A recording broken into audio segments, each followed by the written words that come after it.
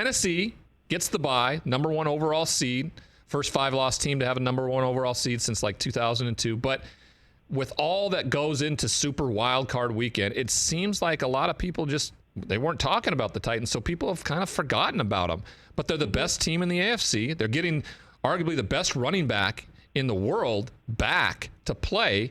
Why are people not talking more about this Tennessee Titans team right now? Yeah, and I can really speak to that being on the local level, and being a reporter here covering the team day in and day out. Look, Nashville, Tennessee is the hot spot if you want to come party, if you want to go to a honky-tonk, if you want to come listen to country music. And it's becoming a really big sports city as well. But when it comes to the Titans and just the national respect, it's just not there yet. And they've been to a Super Bowl, but they haven't won it. And so I think it's just something until you prove it, maybe they're not going to get that respect that they deserve.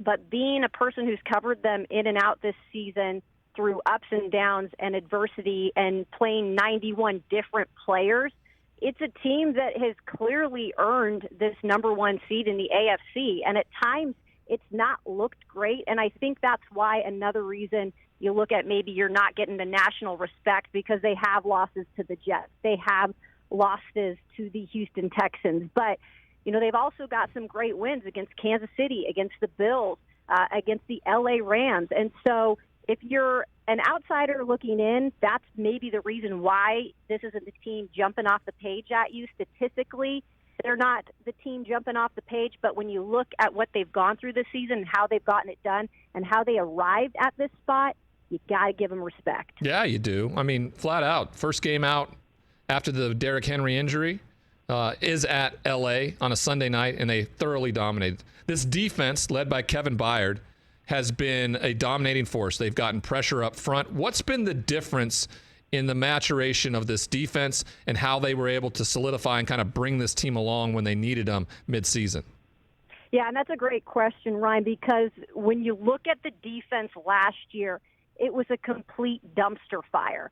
The word communication that we had to use in our press game conferences, because there was none, it was just mind-blowing. And every time we would ask about what went wrong or why they were so bad on third down, they didn't know. I mean, it was just all over a mess. And at the time, you didn't really know what was going on in terms of who was running the defense, because they had not named Shane Bowen the defensive coordinator. They were saying he was calling the plays, but he was not the defensive coordinator with the title.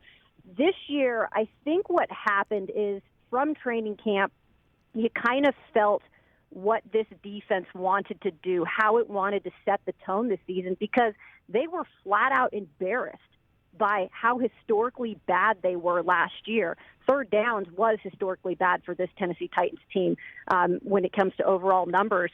And so you could feel like the drive that they had, and, they named Shane Bowen defensive coordinator. They also made some really money off-season moves.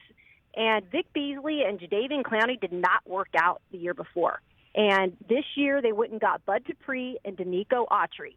And to me, that was the biggest difference for this defensive front.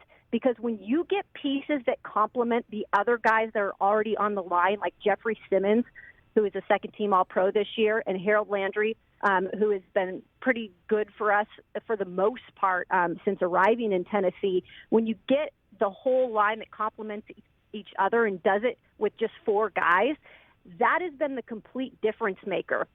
They've been able to get pressure on the quarterbacks. They've been able to, generate sacks this year, something that they couldn't do at all last year. And that really takes a lot of pressure off the secondary and allows guys like Kevin Byard to do what he does best, which is, talking down the ball, and he's having a Pro Bowl season, obviously. So that has been the biggest difference, is really getting the right pieces up front that all complement each other. Hey, you watched all the way to the end. Thanks for that. Watch more right here.